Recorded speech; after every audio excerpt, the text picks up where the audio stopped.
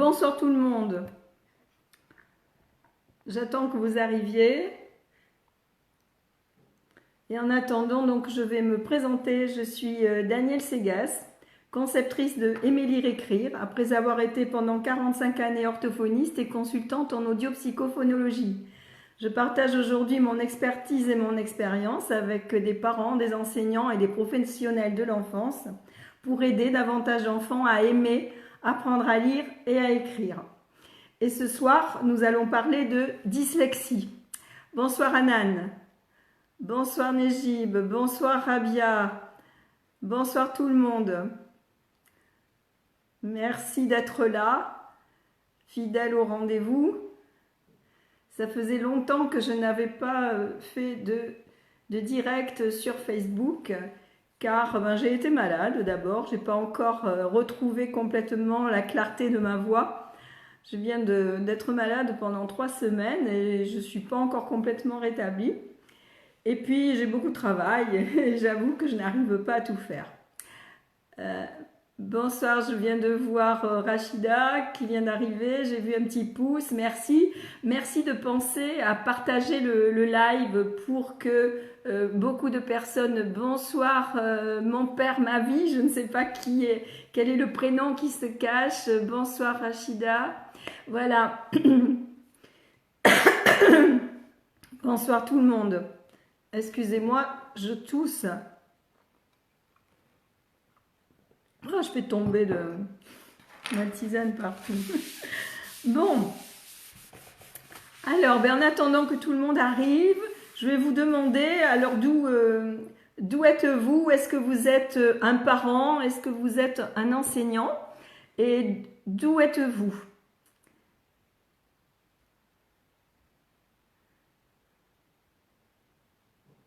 D'où venez-vous? Bonsoir, Mejdouline.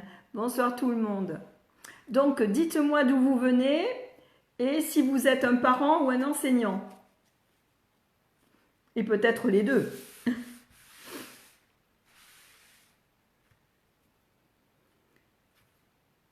J'attends vos réponses. Ça met du temps à venir entre le moment où je pose la question et le moment où vous répondez. Donc moi j'ai toute une feuille de questions qui m'ont été posées. Je vais y répondre, mais j'aimerais que vous me disiez, voilà, donc de Rabat au Maroc, bonsoir Younes, de Rabat au Maroc. Et vous êtes enseignante ou une maman? Anan, un parent du Maroc aussi. Rabia, Maroc, directrice d'une école sans doute. Rachida, maman du Maroc. Oui. Et j'aimerais aussi que vous me disiez, Claudine, bonsoir Claudine. Donc je demandais de me dire si vous étiez une maman, si vous étiez une enseignante. C'est vrai qu'il y a une majorité de femmes qui me suivent. Il y a quelques hommes aussi, quelques papas, quelques enseignants, mais la majorité vous êtes des femmes. Donc, dites-moi si vous êtes une maman, si vous êtes une enseignante, et puis j'aimerais, d'où vous venez, et j'aimerais aussi que vous me disiez, puisqu'on va parler de dyslexie ce soir, d'Algérie, Ouiba, Daouda me dit, je suis un étudiant en Ukraine, je suis d'origine guinéenne. Merci Daouda. Franchement, je suis... Vous ne pouvez pas savoir comme je suis contente. J'aurais jamais imaginé ça quand j'étais une petite fille, qu'un jour je ferais ça, qu'un jour je pourrais communiquer avec des personnes du monde entier. Donc je suis vraiment très fière et enthousiaste de ça. Donc vous savez que j'ai conçu une formation Aimer apprendre à lire et écrire qui est suivie par des enseignantes et des mamans, quelques papas aussi.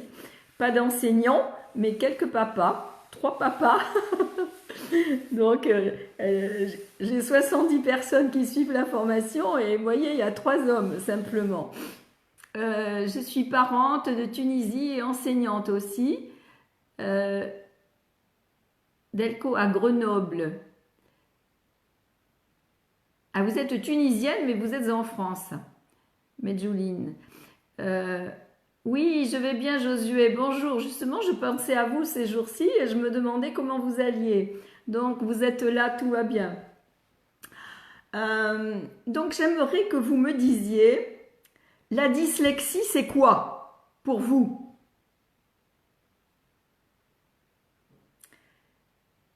Qu'est-ce que c'est que la dyslexie pour vous? Parce que ça, c'est la première des choses, c'est la chose la plus importante. Quelle idée vous vous faites de la dyslexie? Si vous avez un enfant qui a été diagnostiqué ou pas d'ailleurs, dyslexique, Fatih me dit du Maroc, je suis enseignante, ok. Et oui, je disais donc que ma formation Aimer apprendre à lire et à écrire, elle était suivie par des enseignantes et des parents et des mamans du monde entier, de France bien sûr, du Maroc, Tunisie, Algérie, Guyane, Belgique, Allemagne, Réunion, Polynésie. Ah, vous allez mieux maintenant, Josué, super. Cyrine, bonsoir Cyrine, qui est enseignante. Oui, en Tunisie. Voilà, donc vraiment je suis fière de partager mon expertise et mon expérience avec des gens du monde entier, en fait de toute la francophonie mondiale. Il y a même une personne de Slovaquie. Voilà, donc c'est magnifique. C'est inimaginable même. Pour nous, maintenant on vit avec Internet, mais il n'y a pas encore si longtemps que cela, c'était impensable. Donc j'aimerais que vous me disiez, alors, voilà, Medjouline qui commence à répondre à ma question, difficulté de lire. Donc la dyslexie, c'est une difficulté de lire, Rabia, difficulté de lecture, dyslexie, c'est avoir des difficultés en lecture,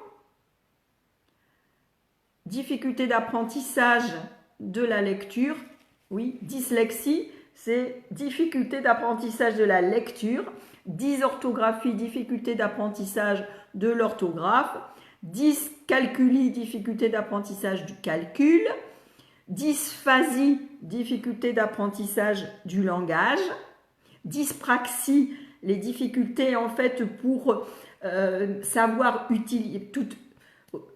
utiliser correctement et mémoriser les praxis pour faire des gestes, etc., pour des actes de la vie quotidienne. Un handicap de pouvoir lire correctement. Oui, ça provoque un handicap, le fait de ne pas pouvoir apprendre à lire correctement. C'est certain. Mais moi, ce que je voudrais savoir, c'est l'idée que vous vous en faites, en fait. Voilà, donc Anan me dit, mais c'est un handicap. Quand on ne sait pas lire, quand on a du mal à lire, c'est handicapant. Ben oui, c'est handicapant. Et pourquoi c'est handicapant? La dyslexie, difficulté d'apprentissage de la lecture.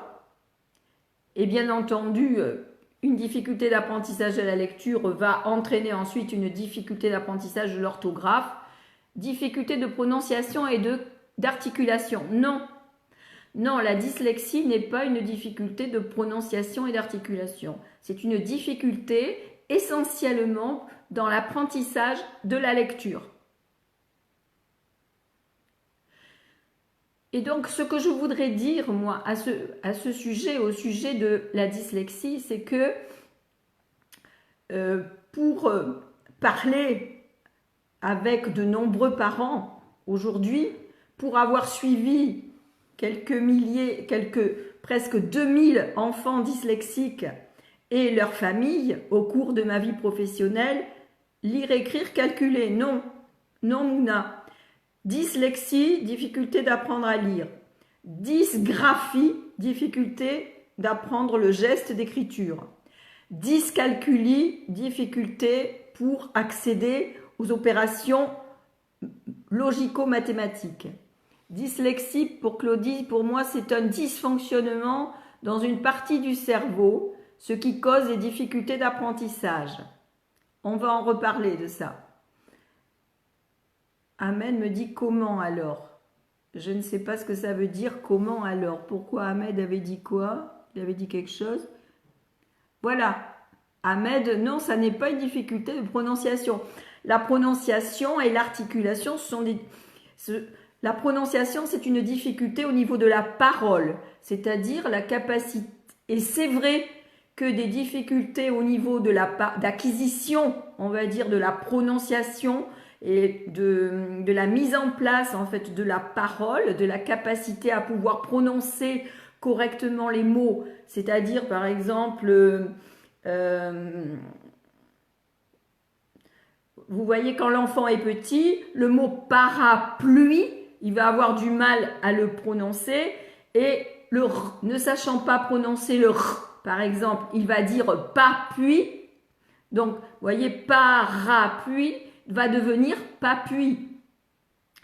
Parce que l'enfant n'a pas encore cette capacité à pouvoir reproduire, mémoriser toutes les syllabes d'un mot, à pouvoir articuler correctement un phonème, un son de la parole, comme le r. Souvent, l'acquisition d'un groupe consonantique comme tre va être acquis assez tardivement et la parole met 7 ans à peu près pour s'établir de manière correcte. À 7 ans, normalement, l'enfant prononce correctement lorsqu'il parle. Mais ça peut mettre 7 ans et quelquefois un petit peu plus. Et donc, souvent, les enfants n'arrivent pas à prononcer tr et ils disent cr. Pourquoi? Parce que tr, le r, ça s'articule en fond de gorge, r, k, aussi au fond de la gorge, alors que t, c'est entre les dents. Donc, tr, il faut aller très vite avec la langue pour taper devant pour faire le t et repartir au fond pour faire le r. Et du coup, c'est beaucoup plus facile pour un enfant de dire cr que de dire tr. Voilà. Donc, ça, c'est une difficulté de prononciation. Donc, ça s'appelle un petit... Si l'enfant, un enfant de 7 ou 8 ans continue à déformer les mots lorsqu'il parle, eh bien, on va dire qu'il a un retard de ce qui n'est pas la même chose qu'un retard de langage. L'enfant peut faire des phrases correctes, peut avoir acquis un stock verbal suffisamment important, il n'a pas de retard de langage, mais il peut avoir un petit retard de parole. Et le problème d'articulation, en général, c'est un trouble qui est isolé sur quelques sons. C'est-à-dire, par exemple, au lieu de... La langue va passer entre les dents pour dire f, au lieu de dire s. L'enfant va dire feu, feu. Il va passer sa langue entre les dents. Et souvent, c'est parce que ce sont des enfants qui ont encore une prononciation qui déglutissent avec la langue qui sort, comme ça, au lieu de déglutir avec la langue, la pointe de langue derrière les dents. Et du coup, si la langue sort, le s va devenir le zozotement. Ou bien une difficulté à prononcer le ch, qui va être prononcé s, au lieu d'être prononcé ch. Et quelquefois, un chlintement, c'est-à-dire que le son va passer sur les côtés. Voilà, ça c'est le trouble d'articulation. Mais ça n'a rien à voir avec la dyslexie. Donc un trouble d'articulation ne va pas entraîner une difficulté d'apprentissage de la lecture. Et même l'apprentissage de la lecture va aider la parole et l'articulation à se mettre correctement en place, à condition qu'on utilise une méthode phonétique d'apprentissage de la lecture. Nous y reviendrons un petit peu plus tard. Alors, compréhension de texte peut être liée à la dyslexie. Pas forcément. Ça dépend. Alors, il faut qu'on se mette d'accord. Publier, d'écrire une lettre dans un mot. Oublier, je suppose, d'écrire une lettre dans un mot, ça n'est pas... Alors, écrire, ça, on est au niveau de l'orthographe, on n'est pas au niveau de la lecture. Donc, Daouda dit qu'il a des difficultés phonétiques dans la langue russe. Oui. Alors, ça dépend aussi si la langue, la langue dans laquelle on a des difficultés de lecture ou pour parler des difficultés pour articuler correctement donc des sons, si c'est notre langue maternelle ou si c'est une langue étrangère. C'est encore autre chose. Donc si dans notre propre langue, dans notre langue maternelle, on n'a pas de difficulté de prononciation ni d'articulation, à ce moment-là, on ne peut pas parler de retard de langage ou de parole, n'est-ce pas? C'est simplement que l'on a du mal à acquérir une nouvelle langue. Mais Judine me dit, est-ce qu'on peut diagnostiquer, oui, on peut diagnostiquer la dyslexie à partir de quel âge? Voilà, on va parler de tout ça. La solution, s'il vous plaît, la solution à quoi? À la dyslexie. On va en parler aussi. Tout ça, c'est et je vous dis, j'ai plusieurs questions qui m'ont été posées. Et donc, la solution, je ne vais pas vous apporter non plus des solutions comme cela toutes faites. C'est pas, je vais vous donner des pistes. Mais la première des choses, c'est qu'est-ce que la dyslexie?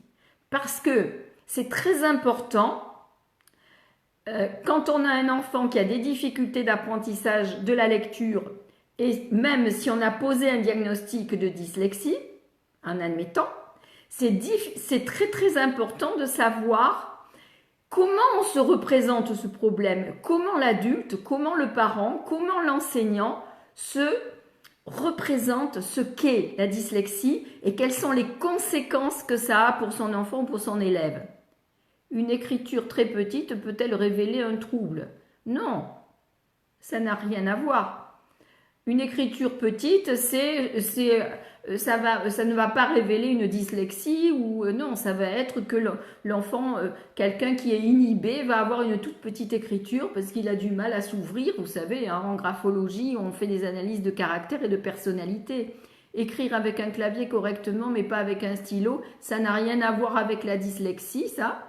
Si c'est le geste d'écriture, ça n'est pas la dyslexie. Méthode à suivre pour remédier à la dyslexie, oui, on va en parler. Voilà. Bon, alors, vous pouvez continuer à poser vos questions. Je reviendrai en arrière pour regarder, mais je vais donc, moi, commencer à vous parler, en fait, de la dyslexie et répondre aux questions qui m'ont été posées. Alors, je disais que il est très important de ne pas confondre diagnostic et pronostic. Et on entend dire au sujet de la dyslexie beaucoup de choses. Tout à l'heure, il y a quelqu'un qui a dit c'est un problème dans le cerveau. Hop, zut. C'est un problème dans le cerveau. Qui c'est qui a dit ça? Où c'est que j'ai vu ça passer? Voilà, Claudie qui disait pour moi la dyslexie c'est un dysfonctionnement dans une partie du cerveau et c'est ça qui cause les difficultés d'apprentissage. Alors, pas certain.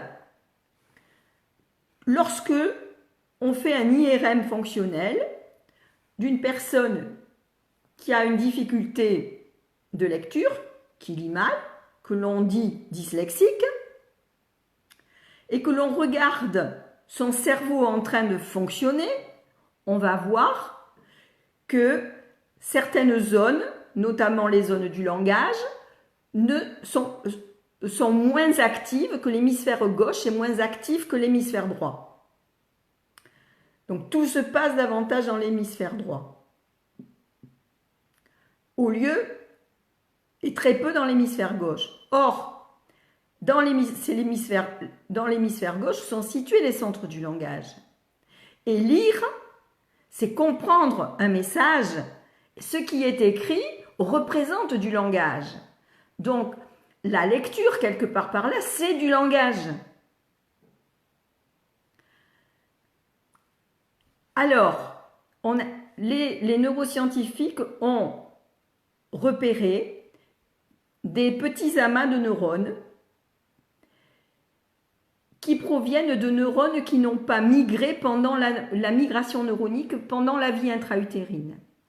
Comme on trouve ces petits amas de neurones chez des personnes qui ont des difficultés de lecture, on suppose que les difficultés de lecture viennent de ce trop de neurones, de ces neurones en plus, on va dire, qui gêneraient l'apprentissage de la lecture. On connaît le gène de la migration neuronique. Donc, du coup, si on attribue la cause de la dyslexie à ces petits amas de neurones, alors on en déduit, puisqu'on connaît le gène de la migration des neurones, on en déduit que la dyslexie pourrait être d'origine génétique. Mais il n'y a aucune certitude à cela. Première chose. Et c'est pas parce que c'est génétique que c'est irrémédiable. Donc, est-ce que l'enfant qui présente une dyslexie est né avec la dyslexie? On ne le sait pas. Est-ce que à la naissance, l'enfant a un cerveau de dyslexique? Ça, on ne peut pas le dire, on ne le sait pas. Pourquoi? Parce que les neurones de la lecture n'existent pas à la naissance, disent les neuroscientifiques. Les neurones du langage, oui, mais pas les neurones de la lecture. Et on ne peut parler de difficulté d'apprentissage de la lecture et de dyslexie qu'au moment de l'apprentissage de la lecture. Donc on ne peut pas savoir si le trouble existe potentiellement avant l'apprentissage de la lecture, puisqu'il ne se manifeste que lorsque l'enfant est en présence de l'apprentissage de la lecture, et il n'y a pas de différence entre un enfant qui commence à lire va obligatoirement faire des erreurs, parce qu'il va avoir du mal à repérer, à faire la différence entre telle ou telle lettre, par exemple entre un N et un U. Le N, les jambes en bas, le U, les jambes en l'air. Entre un P et un Q, avec la boule qui est soit à droite, soit à gauche. Le B avec la boule en bas à droite et le D, la boule en bas à gauche, etc. Pourquoi? Parce que ça, ce sont des difficultés à pouvoir situer correctement les objets les uns par rapport aux autres dans l'espace. Et c'est normal au début de l'apprentissage pour tous les enfants. Et en plus, comme ça va très vite, l'apprentissage, surtout au CP, beaucoup d'enfants font des confusions parce que ça a été trop vite. Donc il y a des erreurs dans l'apprentissage qui sont liées au fait que tous les enfants doivent apprendre au même moment et au même rythme, d'une part. Donc, on ne peut pas, au début de l'apprentissage, dire qu'il y a une dyslexie. Donc, ce qui est généralement admis, comment on va dire ça, officiellement admis, c'est qu'il faut attendre 2 ans de difficultés d'apprentissage, il faut qu'il y ait un retard de 2 ans dans l'apprentissage, que ça ait résisté à différentes pédagogies pour dire qu'il y a une dyslexie. On va dire que le diagnostic de dyslexie, il se fait comme cela, c'est-à-dire si les difficultés persistent, c'est une dyslexie, si dans le temps les difficultés s'amenuisent, ça n'est pas une dyslexie. Voilà comment se fait le diagnostic de dyslexie. Et de dire, et là moi je ne suis pas d'accord avec ça, parce que ce qui est dit, ce que j'entends, ce que je vois écrit souvent, et ce que je vois écrit dans des groupes de parents d'enfants dyslexiques, dysorthographiques, etc., c'est que la dyslexie donc serait un trouble lié à une structuration cérébrale qui serait là depuis la naissance, qui serait d'origine génétique, et que on ne guérirait pas de la dyslexie alors qu'on ne peut pas en guérir parce que ça n'est pas une maladie de toute façon, c'est un trouble, c'est classé dans les troubles spécifiques de l'apprentissage, ça n'est pas une maladie, c'est un dysfonctionnement un dysfonctionnement au niveau du cerveau, mais pour moi, c'est à un moment donné, puisque moi, dans mon expérience, en utilisant des méthodes et des technologies comme par exemple le casque à retour vocal for brain, on arrive à éliminer un problème de dyslexie. Pourquoi? Parce que le cerveau, il y a ce que l'on appelle la plasticité cérébrale. Ça veut dire que l'on peut créer des réseaux de neurones et à partir du moment où on va créer des connexions neuroniques, eh bien à un moment donné, le problème de dyslexie va disparaître. Voilà. Donc là récemment encore, c'est jeudi, avec une maman qui suit ma formation, eh bien elle me rapportait son témoignage lors de notre atelier. On a un atelier tous les mois en visioconférence où on partage, où elles peuvent poser leurs questions à propos du contenu de la formation, mais aussi par rapport aux difficultés qu'elles rencontrent, soit avec leurs élèves, soit avec leurs enfants. Eh bien, cette maman me faisait le retour. Elle a commencé au mois de janvier l'an dernier à utiliser le casque à retour vocal for brain avec sa fille qui a aujourd'hui 9 ans, qui a galéré pendant plusieurs années avant de pouvoir réussir à apprendre à lire. Et ça y est, c'est fait. Elle sait lire maintenant. Donc sa maman a suivi la formation, elle a suivi les conseils que je lui ai donnés pendant au cours des ateliers, etc. Plus l'utilisation du casque à retour vocal for brain tous les jours. Eh bien, ça y est, elle sait lire. Elle commence également à pouvoir orthographier correctement et surtout, elle est devenue autonome dans son travail scolaire. Donc, on peut sortir de la dyslexie et ça n'est pas vrai que l'on va rester dyslexique toute sa vie. Donc, ça, c'est très, très, très important pour le parent comme pour l'enseignant de se dire, ok, l'enfant présente actuellement un problème dans l'apprentissage de la lecture, dyslexie ou pas, on s'en fiche. L'important, c'est qu'il avance. L'important, c'est qu'il progresse et que moi, enseignant ou moi, parent, je sois certaine que mon enfant va progresser. Et de savoir qu'il y a des outils et des méthodes adaptées pour aider les enfants qui présentent des difficultés à pouvoir remédier à ces difficultés. Et également, au niveau des apprentissages, si on utilise une méthode correcte d'apprentissage qui correspond au mode de fonctionnement cérébral du cerveau en train d'apprendre à lire, alors on va éviter les dyslexies. Et c'est ce que j'ai voulu faire en concevant la formation Aimer apprendre à lire et écrire.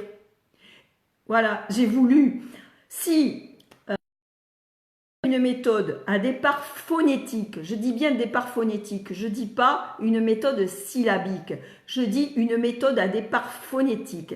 Et en travaillant sur l'éveil de la conscience des sons qui composent la parole et que l'on travaille la correspondance du son avec la graphie et non pas de la graphie avec le son, mais du son avec la graphie, et que l'enfant puisse associer à un son du langage dont il a pris conscience et qu'il arrive à prononcer correctement une graphie qui représente ce son, eh bien, on va l'aider à créer les neurones de la lecture dans son cerveau et on va l'aider à apprendre à lire sans difficulté.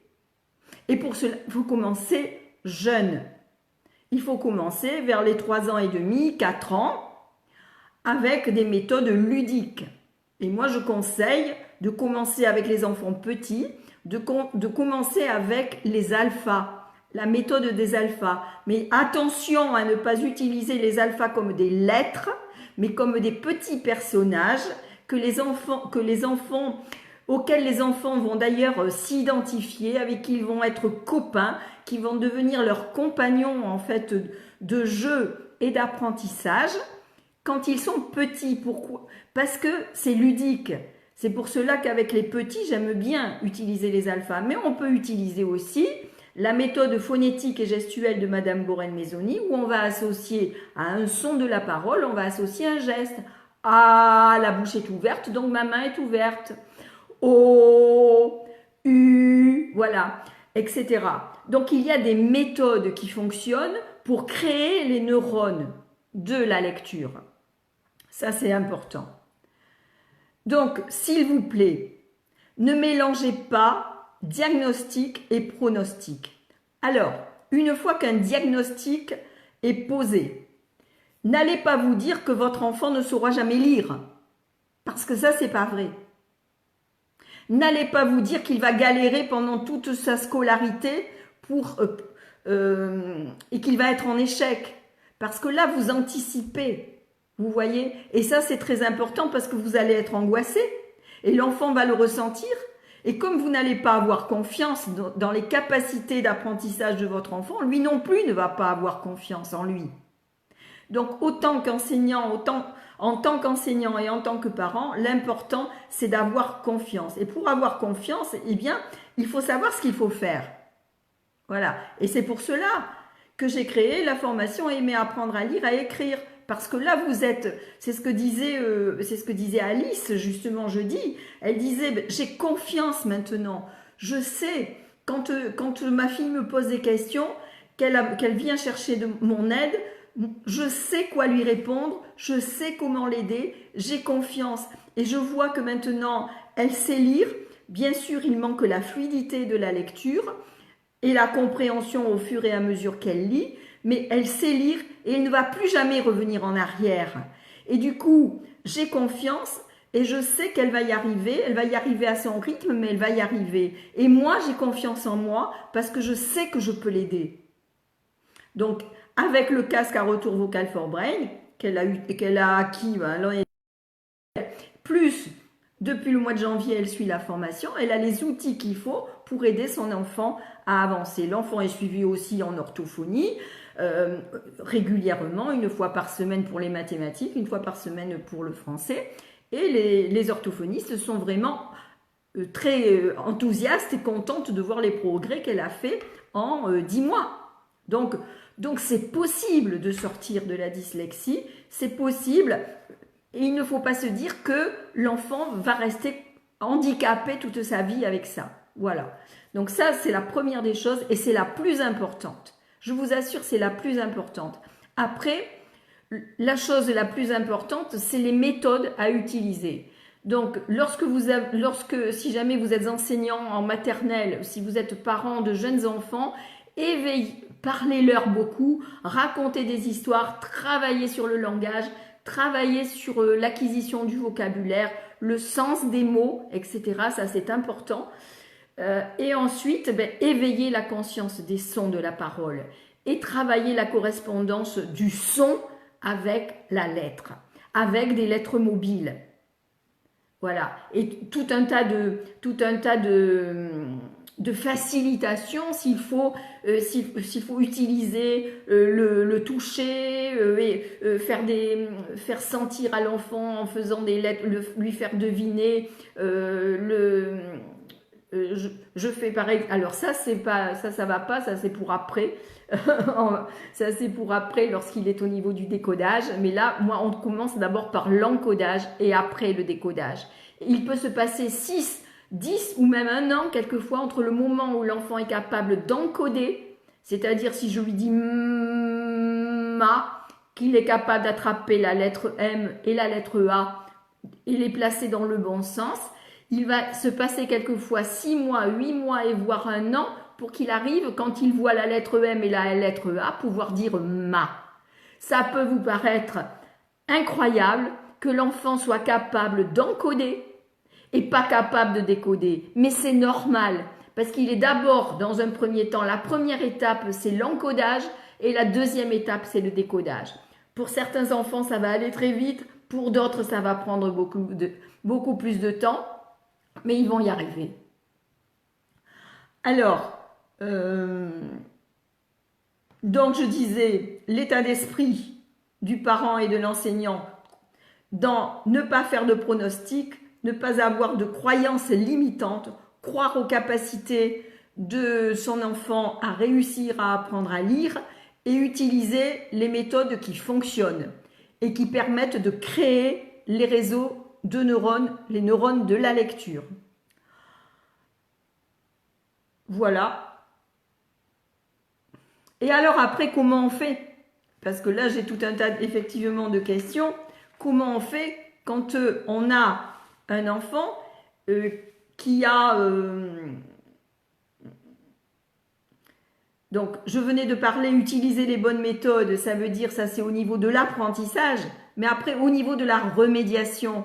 Quand un enfant, par exemple, se trouve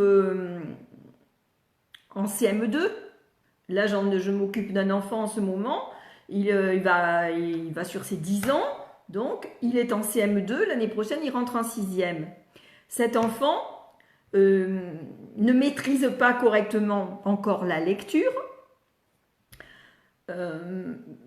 il hésite, il se trompe, il va dire un mot pour un autre.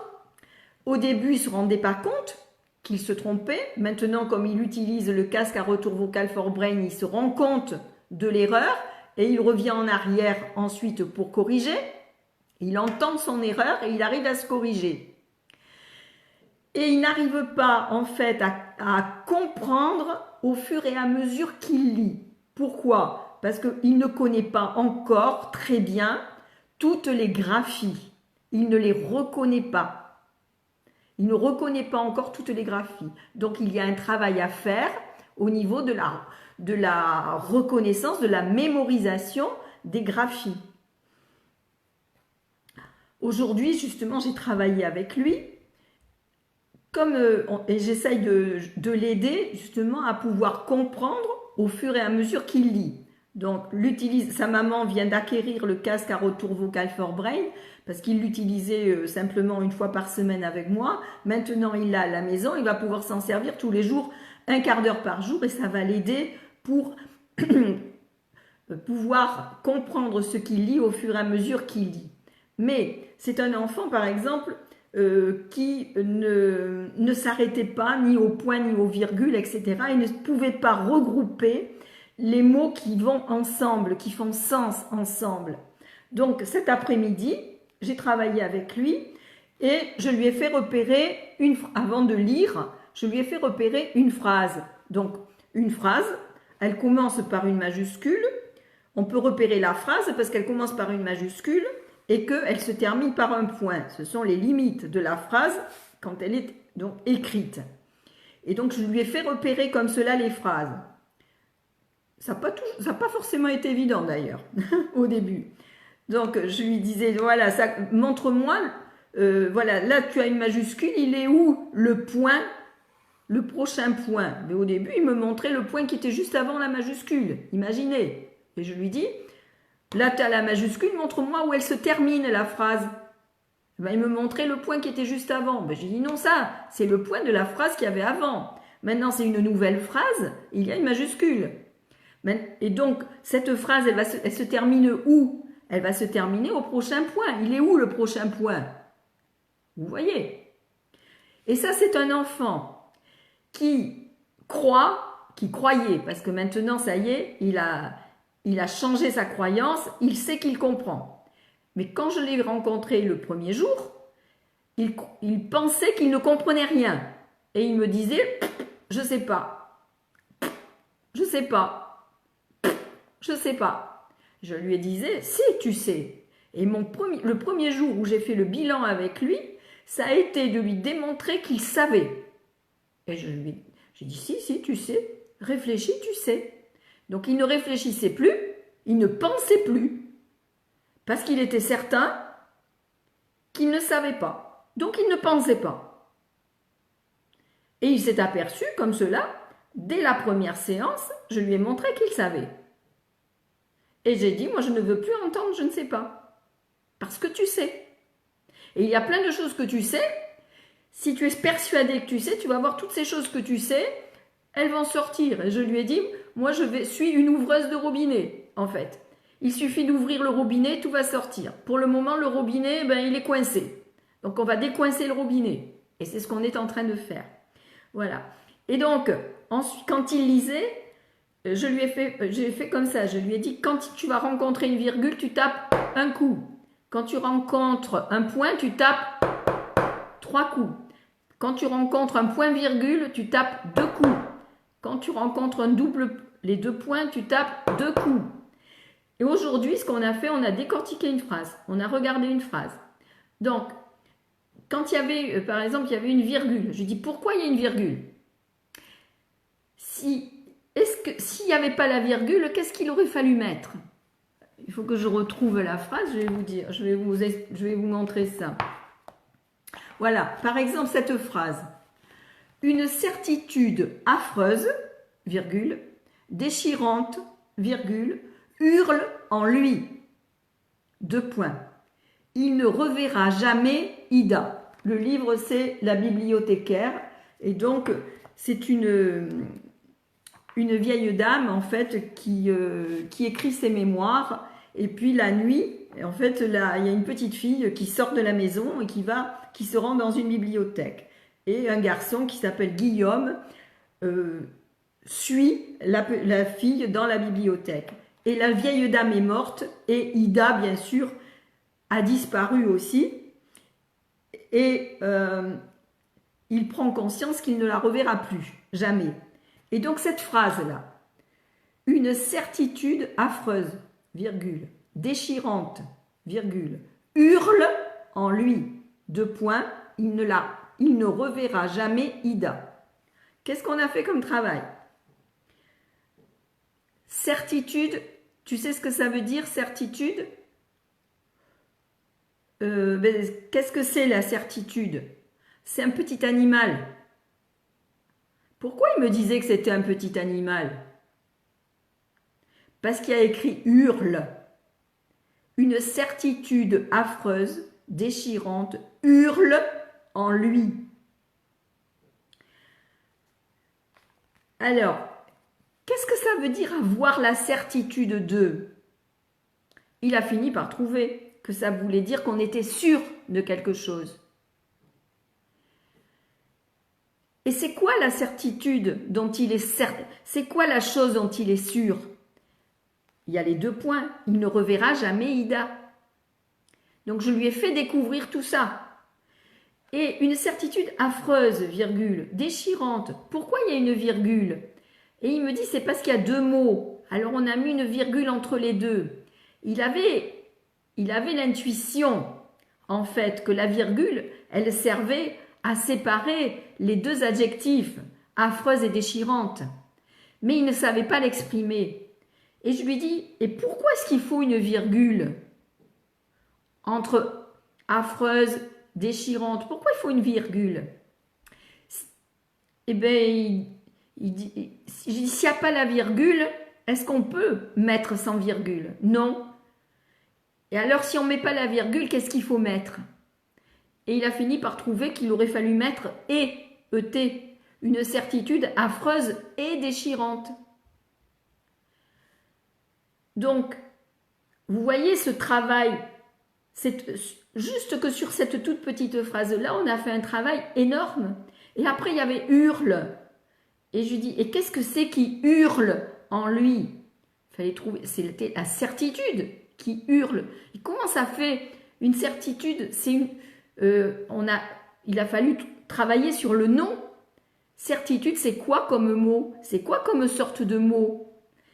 Donc, trouver que c'était un nom. Et à quoi ça sert le nom? Eh bien, le nom, ça sert à nommer le monde. Et qu'est-ce qu'il y a dans le monde? Il y a le monde animé et le monde inanimé. Qu'est-ce que ça veut dire inanimé? Le monde animé, ça bouge. Ça bouge tout seul. Alors, dans le monde animé, il y a quoi? Il y a les êtres humains et puis il y a quoi? Les animaux. Il a su me dire. Et le reste, le monde inanimé, c'est quoi? Qu'est-ce que c'est? On a trouvé que c'était les choses. Et alors, je lui dis, mais alors, le monde, par exemple, les feuilles des arbres, elles ne peuvent pas bouger toutes seules. Un être humain, ça peut bouger tout seul. Un animal, ça peut bouger tout seul. Et les choses, elles ne peuvent pas bouger tout seules. Et j'ai dit, les feuilles des arbres, elles bougent, mais elles ne bougent pas toutes seules. C'est le vent qui les fait bouger. Et le vent, est-ce que c'est un être animé ou c'est un être inanimé? Et il me dit, c'est un être animé. Parce que le vent, pour lui, ça bouge tout seul. Ah, eh bien non. Le vent, c'est une chose, et c'est un phénomène physique qui est le résultat d'autres phénomènes. Et ce sont des choses. Et la certitude qui hurle en lui, c'est quoi? C'est une chose ou c'est un être animé? La certitude. Vous voyez comme c'est difficile, parce que hurler, qu'est-ce qui hurle? En général, c'est un animal va hurler, un être humain va hurler, mais une chose, est-ce que ça peut hurler? Ah ah! Eh bien, en littérature, oui. Et alors, on a réfléchi là-dessus, qu'en fait, c'était pour faire comprendre. C'est Gudule, l'écrivain, c'est Gudule, c'est une dame. Et pour faire comprendre ce que vivait Guillaume, ce que vivait le petit garçon, sa souffrance, cette certitude qu'il ne reverra plus jamais Ida, c'est une certitude qui hurle en lui parce que ça lui fait mal. Vous vous imaginez comme c'est difficile pour un enfant de comprendre tout ça? Vous voyez? Donc parler de dyslexie, de dysorthographie, avant de parler de ça, eh bien il faut s'assurer que l'enfant peut comprendre toutes ces choses-là. Et vous voyez, on a passé au moins 20 minutes sur une phrase pour aborder la notion de nom, pour aborder aussi la notion d'adjectif, l'adjectif qualificatif. Qu'est-ce que c'est que ce machin-là? Une certitude affreuse, voilà un groupe de mots. Et la famille du nom, avec son petit compagnon, une qui annonce le nom. Et affreuse, le cousin du nom, l'adjectif qualificatif qui ajoute une qualité au nom, qui qualifie le nom. Tout ça, vous voyez que c'est immense comme connaissance que l'enfant doit acquérir. Et avant qu'on lui parle d'adjectif qualificatif, avant qu'on lui parle de nom, il faut qu'il en ait la conscience. Il en a bien la conscience, puisque quand il veut quelque chose, il le nomme, il dit le nom de la chose qu'il veut. Donc il utilise des noms, il utilise des verbes, et il utilise des adjectifs qualificatifs lorsqu'il parle. Mais il n'a pas conscience de ce qu'ils sont. Il n'a pas conscience de ces catégories grammaticales qu'il utilise. Et il va falloir lui en faire prendre conscience. Et donc l'apprentissage de l'orthographe grammaticale va passer par le langage dans un premier temps, le langage oral. Faire prendre conscience à l'enfant que c'est de ce qu'est un nom et donc que le nom il sert à nommer le monde. Voilà. Donc quand j'ai fait ça avec l'enfant, j'ai bien vu tout ce qu'il ne savait pas, tout ce dont il n'avait pas conscience. Comment voulez-vous qu'il comprenne un texte? Et donc même, on va dire, la conscience des catégories de mots, ça sert aussi pour comprendre un texte. Et en plus, quand il faut comprendre des métaphores quelque part par là, c'est-à-dire quand on personnifie et même les figures de style, quand on personnifie une chose, comme là, la certitude qui hurle, on la personnifie en la faisant hurler. Du coup, l'enfant croit que certitude, qui est un mot qu'il ne connaît pas, eh bien, il croit que c'est un animal. Et comment un animal pourrait hurler dans un être humain? Voilà pourquoi il ne comprend pas. Donc, il faut faire beaucoup de langage. Donc, d'une part, l'enfant, il a du mal à décoder parce qu'il ne connaît pas toutes les graphies, ou en tout cas, il ne sait pas les reconnaître de manière automatique. Et ensuite, il ne sait pas mettre ensemble les mots qui font sens ensemble. Et en plus, il a du vocabulaire qu'il ne connaît pas. Donc, il faut énormément travailler le vocabulaire.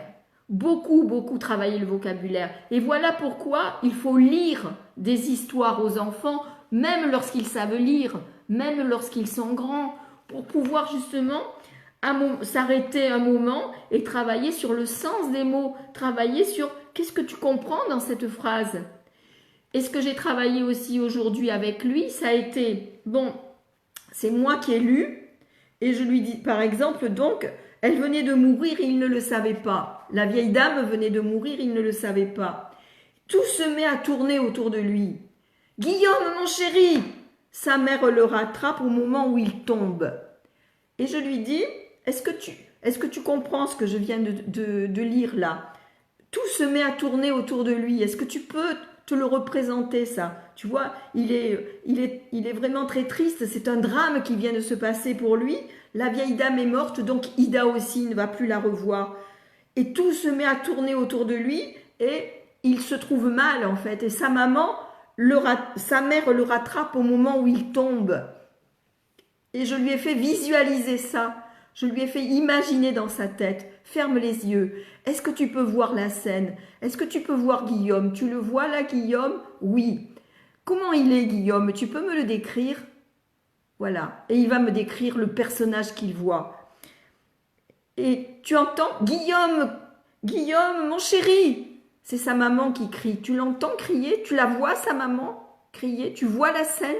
Tout tourne autour de lui. Est-ce que tu vois ça? Oui. Voilà. Donc, lire, c'est pas simplement déchiffrer, c'est pas simplement décoder, c'est pouvoir, au fur et à mesure qu'on lit, créer une image mentale, se représenter la scène. Donc, il faut entraîner les enfants à faire ça. Les entraîner à pouvoir se créer des images mentales. Oui, je vois qu'il y a des petits pouces. S'il vous plaît, partagez ce live pour que beaucoup de personnes puissent en profiter. Voilà, je vois que vous êtes 43 actuellement. Tout à l'heure, il y avait 50 personnes. Donc, merci beaucoup d'être là. Et merci de partager parce que si vous partagez, beaucoup de personnes peuvent écouter ce que je dis ce soir. Vous voyez, j'avais pas prévu de vous parler de ça comme cela. Est-ce que ça vous intéresse ce que je viens de dire là, ce que je viens de faire? Qu'est-ce que vous en pensez? Est-ce que ça vous intéresse?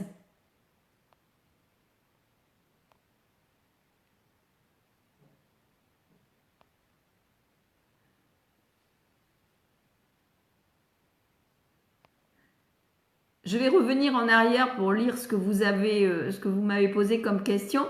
Est-ce que ça vous intéresse ce que je viens de faire là, comme pour vous montrer est-ce que le manque de concentration peut déclencher une dyslexie?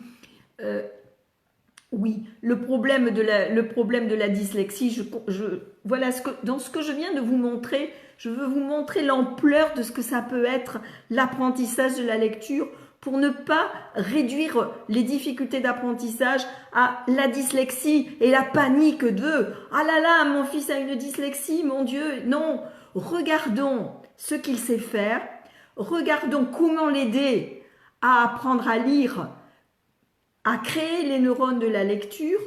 Un enfant qui ne sait pas décoder, eh bien, il faut lui faire de l'encodage.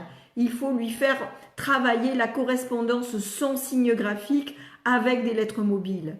Vous pouvez créer des petits ateliers en classe, vous pouvez créer un atelier avec justement avec les enfants qui ont du mal à y arriver.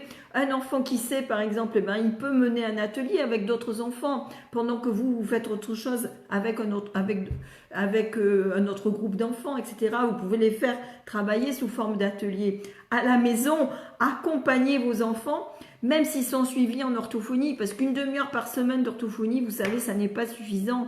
Donc, utilisez si vous le pouvez le casque à retour vocal for brain. Il sera en promotion pendant tout le mois de décembre, là, dès la fin du mois de novembre pour le Black Friday et pendant toute la période du mois de décembre. Il va être en promotion à 30% de remise.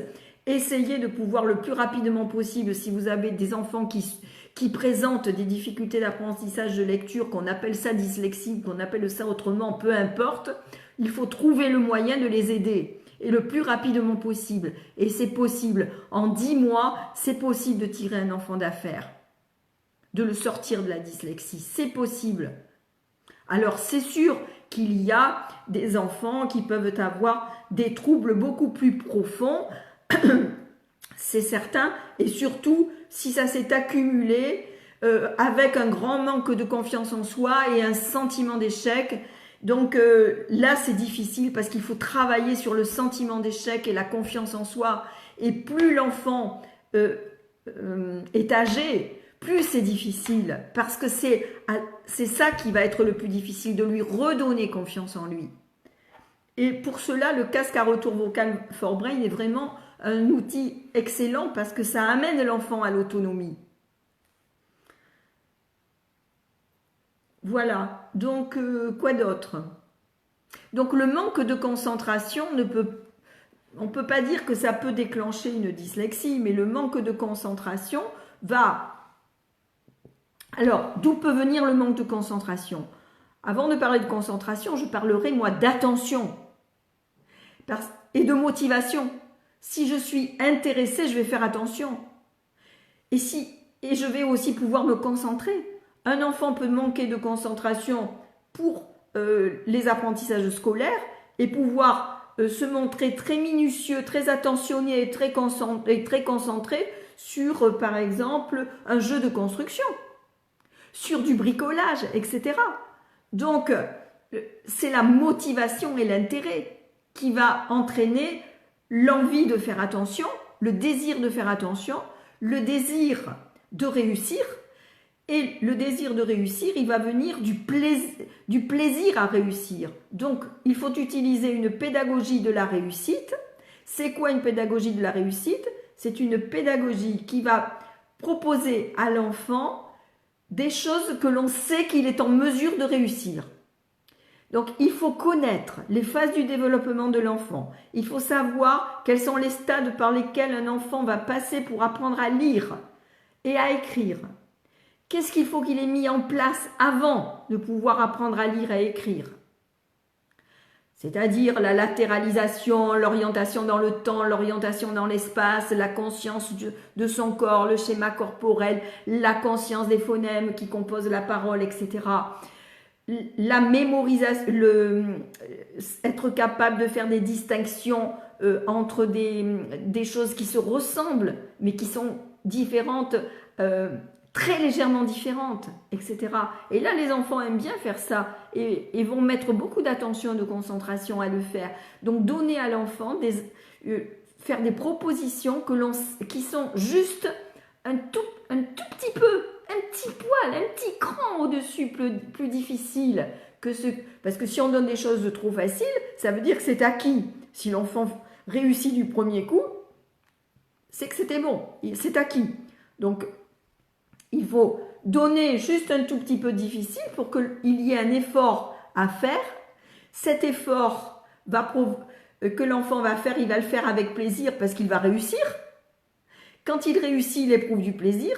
Le fait d'éprouver du plaisir lui donne envie de continuer d'apprendre pour pouvoir éprouver de nouveau ce plaisir de la réussite. Et va donner à l'enfant le goût de l'effort parce que cet effort mène à la réussite. Si l'effort mène à l'échec, l'enfant n'a pas envie de faire d'effort. Personne, même pas moi. Si je fais un effort et que j'échoue sans arrêt, je vais rapidement me décourager et abandonner. Si je fais un effort et que je réussis, je vais avoir envie de recommencer et de continuer d'apprendre.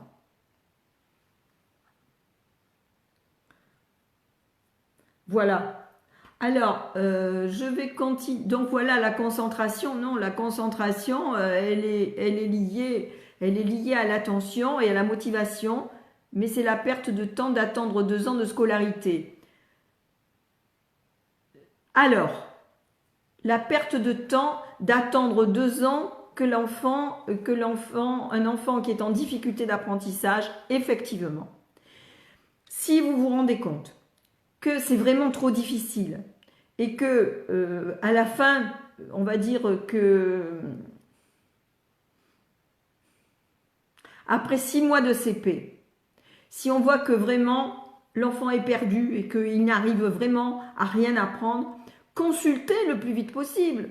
Consultez un orthophoniste. N'attendez pas. Bien entendu, je n'ai pas dit qu'il fallait attendre 2 ans avant de s'occuper d'aider un enfant.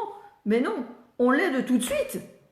On essaye de comprendre sa difficulté d'apprendre et on lui donne les ressources nécessaires pour dépasser cette difficulté. Il faut savoir qu'est-ce qui le bloque, qu'est-ce qui le gêne et on va l'aider. On revient en arrière et on l'aide. Je n'ai pas dit qu'il ne fallait pas aider. J'ai dit que, officiellement, on ne parle pas de dyslexie chez un enfant de 6 ans. On va parler de dyslexique à partir de 8 ans, quand il aura échoué pendant 2 ans. Mais ça ne veut pas dire qu'il ne faut pas s'en occuper avant, bien entendu. Même un enfant qui a un retard de langage et de parole, les deux, qui à 5 ans ne parle presque pas, ne fait pas de phrases, etc. Bien sûr que oui, là il faut 4 ans, 5 ans, quand vous... Je vais dire une chose, c'est que quand vous êtes inquiet, vous consultez. Vous n'attendez pas. Vous consultez. Et le plus tôt possible, c'est le mieux. Et si vous consultez pour rien, ça n'est pas pour rien. Vous serez rassuré au moins. L'orthophoniste vous dira, écoutez, pour le moment, c'est pas dramatique. On peut attendre encore un petit peu. Revenez dans 6 mois. Ça m'est arrivé, moi, de faire ça, de donner des conseils. De donner des conseils et de dire, revenez dans 6 mois, on refera le point. Ne laissez pas un enfant en souffrance. N'attendez pas 2 ans que l'enfant soit en échec pour consulter. J'ai pas dit ça. J'ai dit que officiellement, on porte un diagnostic de dyslexie quand les difficultés persistent et que on le porte après 2 ans de retard dans l'apprentissage. Alors n'attendez effectivement pas un retard de 2 ans d'apprentissage pour consulter. Dès que vous voyez qu'il y a problème, vous consultez. L'orthophoniste vous donnera des conseils et avec les conseils qu'elle vous donnera, vous allez aider votre enfant. Et puis au bout de 6 mois, vous le ramenez, elle fera un bilan et puis elle fera le point. Voilà. Donc, je vais continuer. Je vous ai mis, je vais vous le dire maintenant parce qu'il y a peut-être des personnes qui vont à un moment donné vont vouloir partir. Je vais vous le dire maintenant. Plusieurs personnes m'ont demandé, des enseignantes comme des mamans, m'ont demandé de rejoindre la formation maintenant parce que on est au mois de novembre et que justement ça fait 3 mois bientôt, hein, septembre, octobre, 2 mois que les enfants ont commencé la nouvelle année scolaire et certains sont en difficulté au mois de novembre. Et donc beaucoup d'enseignantes et de mamans m'ont demandé de leur ouvrir les portes de la formation Aimer apprendre à lire et à écrire. Vous savez que je ne voulais ouvrir les portes qu'une fois par an pour pouvoir me concentrer sur les membres de la formation, sur mes étudiantes, parce que je donne donc un atelier une fois par mois et quelquefois 2 fois. Ça fait même 3 fois puisque j'ai le premier groupe aussi qui continue. Donc voilà, ça me prend du temps. Donc je ne voulais, mais je vois que c'est possible parce que tout le monde n'assiste pas aux ateliers, donc c'est possible. Donc j'ai décidé là maintenant jusqu'au 17 novembre d'ouvrir 20 places, de 20 nouvelles places pour des personnes qui veulent intégrer la formation maintenant.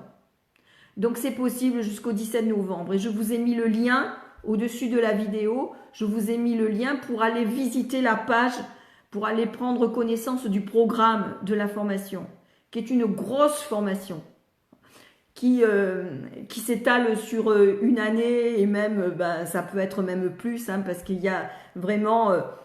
ça couvre toutes les bases de l'apprentissage de la lecture, écriture, gestes d'écriture, mais aussi orthographe lexicale, orthographe grammaticale et la remédiation.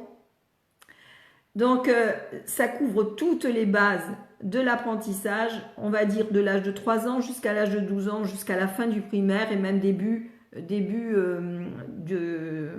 du collège, pour des enfants qui ont des difficultés et donc pour la remédiation. Et donc c'est une formation en ligne avec donc des vidéos que j'ai donc enregistrées, mais les ateliers, eux, ils sont en direct. Et si on ne peut pas y assister, eh bien j'enregistre l'atelier et je le mets ensuite dans l'espace de formation. Les personnes peuvent ensuite, qui n'ont pas été présentes, peuvent voir l'atelier. Celles qui étaient présentes peuvent le revoir parce que je donne des conseils. Donc on n'attend pas que la formation soit terminée pour remédier aux difficultés d'apprentissage, même si le module n'a pas été encore, même si vous n'avez pas encore travaillé par exemple le module orthographe, je peux quand même donner des indications pour aider un enfant au niveau de l'orthographe au cours des ateliers. Donc les méthodes que j'enseigne sont les méthodes que l'on utilise en orthophonie, donc qui sont donc des méthodes de remédiation. Mais si ça fonctionne avec des enfants qui ont de grosses difficultés, il est bien évident que ça fonctionne encore plus rapidement avec des enfants qui ont des difficultés légères ou même des enfants qui n'ont pas de difficultés et à qui on va pouvoir apprendre à lire beaucoup plus facilement et rapidement sans créer de confusion. Voilà, donc vous pouvez rejoindre, si vous le souhaitez, dès maintenant la formation Aimer apprendre à lire et à écrire. Pour cela, allez voir la page sur laquelle donc il y a une page de présentation et ensuite il y a un bouton rouge où il y a écrit rejoindre la formation maintenant. Vous cliquez sur ce bouton, vous tombez sur une autre page sécurisée à partir de laquelle vous pouvez commander, réserver votre place, vous inscrire, commander la formation et vous pouvez la rejoindre immédiatement, tout de suite. Vous avez accès tout de suite à l'espace de formation. Voilà, et donc vous avez le programme, autant dans la première page, dans la deuxième page, rejoindre la formation, vous avez le programme encore plus détaillé. Et ce programme, en fait, le chemin que je vous fais parcourir, c'est apprendre les étapes du développement de l'enfant et comment le cerveau fonctionne pour apprendre à lire et à écrire, de manière à pouvoir comprendre votre enfant, comprendre l'étape où il en est, de manière à pouvoir l'aider en tant que parent et en tant qu'enseignant. Ensuite, je vous montre le chemin qu'un enfant doit parcourir pour apprendre à lire et à écrire avec succès, avec les méthodes que j'ai mises à votre portée, les méthodes de l'orthophonie mises à votre portée. Et enfin, la remédiation, savoir donc remédier aux difficultés d'apprentissage de vos élèves, de vos enfants, ça va leur faire des propositions qui vont les aider, même s'ils sont suivis en orthophonie. Voilà le parcours en fait de la formation. Et c'est une formation que vous pouvez suivre, que vous pouvez garder dans votre ordinateur à vie. Donc ça vous permet de pouvoir réagir là tout de suite maintenant et ça vous permet de prévoir sur le long terme aussi. Donc si vous avez plusieurs enfants, c'est une formation qui va vous aider tout au long de la scolarité de vos enfants. Voilà. Et si vous êtes enseignant, ça vous permet d'avoir une vision à long terme du chemin que l'enfant doit parcourir. Donc, imaginons que vous êtes en maternelle, c'est pas parce que vous êtes avec des enfants de maternelle que vous ne devez pas savoir comment on fait pour enseigner l'orthographe à des enfants. Parce que ces enfants qui sont en maternelle, à un moment donné, ils vont devoir apprendre l'orthographe et l'orthographe grammaticale. Eh bien, de savoir qu'il faut travailler donc au niveau du langage, déjà en maternelle, eh bien, ça les prépare pour l'acquisition de l'orthographe grammaticale plus tard. Voilà. Donc vous êtes au CP on ne fait pas forcément de la grammaire, mais de savoir comment il faut s'y prendre pour apprendre l'orthographe grammaticale aux enfants. Déjà au CP, vous allez pouvoir aborder donc au besoin la reconnaissance des noms à l'oral, vous pouvez le faire. La reconnaissance d'un verbe à l'oral, c'est possible. Faire prendre conscience de ce qu'est un nom, de ce qu'est un verbe, de ce qu'est un adjectif, sans forcément nommer le mot adjectif. Vous voyez, on n'est pas obligé d'utiliser ces mots barbares d'adjectifs qualificatifs tout de suite au CP, c'est pas obligé. Et on va mettre le mot adjectif qualificatif une fois que l'enfant aura conscience de ce qu'est un adjectif. Voilà. Alors, j'avais ici, je ne sais pas, est-ce que vous avez d'autres questions ? Alors, c'est quoi ce casque? C'est celui que je porte, Cyrine. C'est un casque à retour vocal qui permet d'entendre sa voix, donc avec des vibrateurs sur les tempes.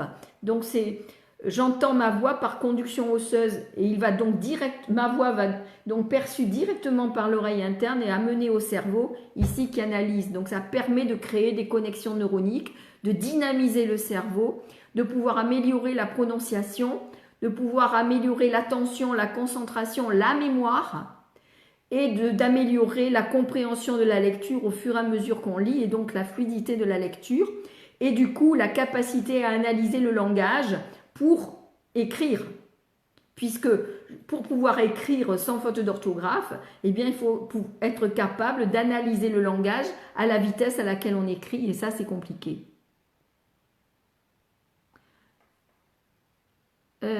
Enfin me dit j'aimerais bien avoir une idée sur le casque pour ma fille de 9 ans qui... Ne dites pas qu'elle est 10. Votre fille elle n'est pas 10. Elle a, au besoin vous dites qu'elle a une dyslexie, mais vous dites pas qu'elle est. C'est une grande différence. C'est ce que je disais tout à l'heure au tout début de la conférence. Dire que votre enfant est 10, c'est comme si... Ça veut dire que c'est ce qui la caractérise. Hein, c'est un adjectif qualificatif qui la caractérise. Non, avoir une dyslexie, avoir des yeux bleus, avoir des yeux verts, avoir, je sais pas moi, voilà, c'est quelque chose que l'on a, mais ça n'est pas ça qui nous définit. Elle est bien autre chose que ça, votre fille. Elle a un problème d'apprentissage de lecture, elle a une dyslexie, peut-être, mais elle n'est pas dyslexique. Donc, essayez d'éviter. Quand je vais dans les groupes de parents, mon enfant est multidys, mon enfant TSA, mon enfant ceci, mon enfant cela, non, arrêtez. Mon enfant TDAH, il ne peut pas être TDAH. Le TDAH, c'est un trouble de l'attention avec ou sans hyperactivité et l'enfant, il n'est pas un trouble, il est un enfant dans toute la globalité de ce qu'il peut être, avec tout ce qu'il peut avoir de merveilleux, mais il ne se résume pas à être un trouble. Comprenez ça? Ça, c'est très important. Donc, pour votre fille, oui, le casque à retour vocal for brain, écoutez, j'en parlerai à un autre moment du casque à retour vocal for brain. Ce soir, je voulais surtout parler des difficultés d'apprentissage de lecture, parce que c'est toujours ce qui revient, ce problème de dyslexie.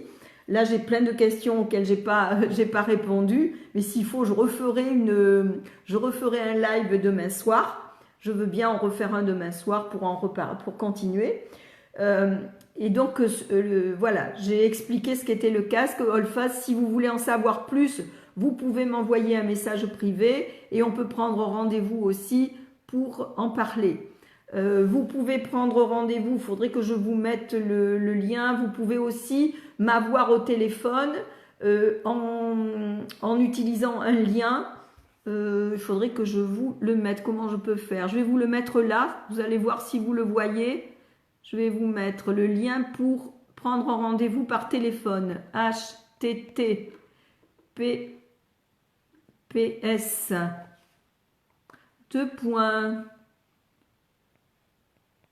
Alors, Daniel Segas, tout attaché.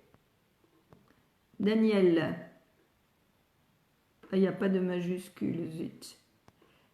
Daniel Segas. Voilà, you can book me. Voilà. Je vous ai mis là dans les commentaires, je vous ai mis un lien pour prendre rendez-vous avec moi par téléphone. C'est gratuit et voilà. Si vous voulez des renseignements par téléphone, si vous voulez parler avec moi avant de vous décider pour rejoindre la formation, contactez-moi par téléphone. J'ai libéré des places pour demain après-midi justement. Je vais en rajouter d'ailleurs parce que je crois qu'il reste qu'une seule place à 18 h. Je vais en rajouter à partir de 14 h. Là pour le moment c'est de 16 à 18, de 16 à 19 et je vais rajouter des places. Je vais rajouter ça. Donc vous pouvez prendre rendez-vous avec moi par téléphone.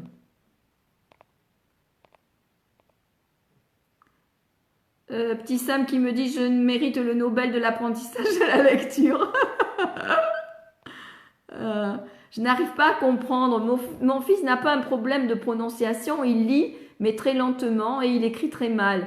Au niveau phonétique, il écrit le mot comme il prononce, même s'il apprend, ah ben oui, même s'il apprend ses mots par cœur, il fait des erreurs. Il n'arrive pas à suivre sa maîtresse. Alors, Zora, donc, votre enfant, il écrit phonétiquement, ben c'est déjà bien, mais par contre, c'est l'orthographe lexicale qu'il a du mal à mémoriser. Alors, il y a des techniques, j'explique ça aussi dans la formation. J'appelle ça la méthode PER, c'est de la gestion mentale. Percevoir, évoquer, restituer. Percevoir, il faut que l'enfant fasse attention. Donc, apprendre les mots par cœur. Il va apprendre son mot par cœur. Comment il apprend par cœur le mot? Comment il fait pour l'apprendre? Pour apprendre un mot, il faut d'abord donc le lire, le découper en syllabes, regarder le mot, regarder s'il y a des lettres muettes, regarder s'il y a des doubles lettres, regarder s'il y a ce que j'appelle un son caméléon, c'est-à-dire, moi j'appelle les sons caméléons, les sons qui peuvent s'écrire de différentes façons, comme pain par exemple, le pain qu'on mange, P-A-I-N, mais le pain, l'arbre, pinus en latin, le pain avec la pomme de pin, P-I-N, et le pain qu'on mange, pain, P-A-I-N, ça s'écrit A-I-N. Comment on pourrait... ça vient de panis en latin, où il y avait un A, et du coup c'est devenu pain, A-I-N. Donc j'aime bien raconter aux enfants l'étymologie des mots. Je leur raconte que chaque mot a une histoire. Voilà, comme nous avons notre histoire. Ben, chaque mot a une histoire. Et il ne s'est pas toujours dit comme ça, le mot.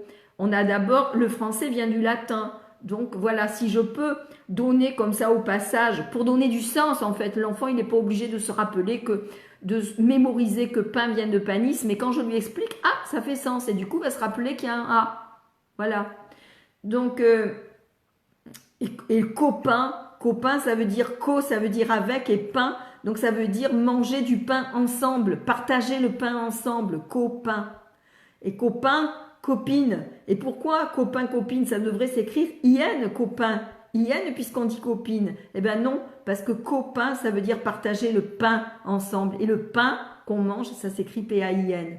Donc, voyez, il y a tout un travail au niveau du vocabulaire et en même temps que l'enfant regarde les mots comme si c'était des personnages, comme s'ils étaient vivants en fait, un mot. Et lui montrer, l'amener à chercher. Donc, pain, le 1, c'est un son caméléon qui peut s'écrire IN ou AIN ou EIN. Et bien dans le mot pain, ça s'écrit AIN parce que ça vient de panis.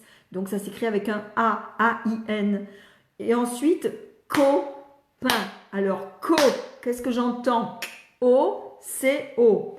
Pain, P-A-I-N. Donc l'enfant va découper le mot en syllabes. 2, quels sont les sons qui composent chaque syllabe? Est-ce qu'il y a un son caméléon? Est-ce qu'il y a une lettre muette à la fin? Est-ce qu'il y a des doubles lettres? Et enfin, est-ce que ce mot peut avoir plusieurs sens? Oui, le mot pain peut avoir plusieurs sens.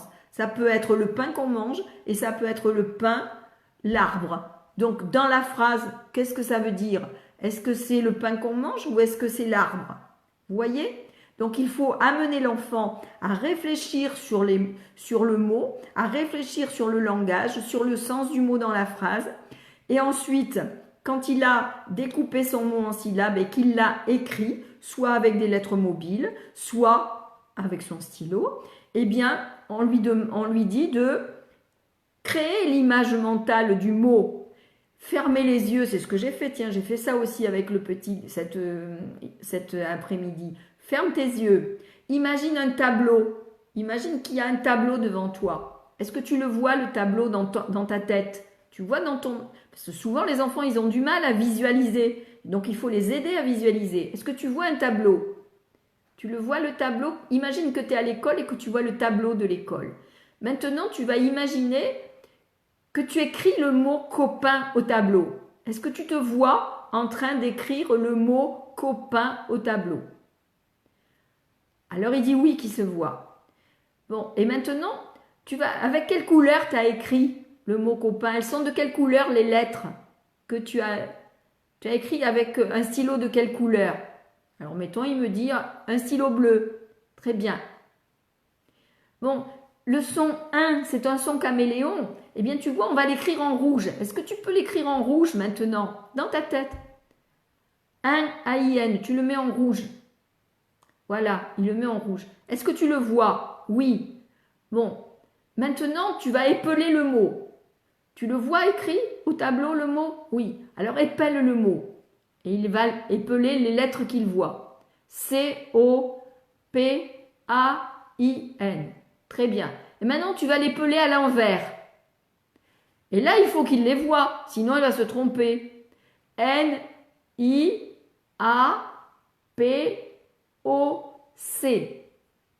Voilà. Donc, vous voyez, il faut faire ce travail-là. Ça ne suffit pas d'apprendre des mots par cœur comme cela, sans encore une fois mettre de la conscience dessus. Il faut mettre de la conscience. C'est une pédagogie de la conscience que j'enseigne. Voilà. Donc si je vous ai mis le lien pour rejoindre la formation, allez visiter ma page, allez regarder le programme de formation. Je vous ai fait aussi un tarif. C'est un tarif qui est nettement en dessous de la valeur de la formation. Je le sais, tout le monde me dit « Mais Danielle, tu es folle, pourquoi ?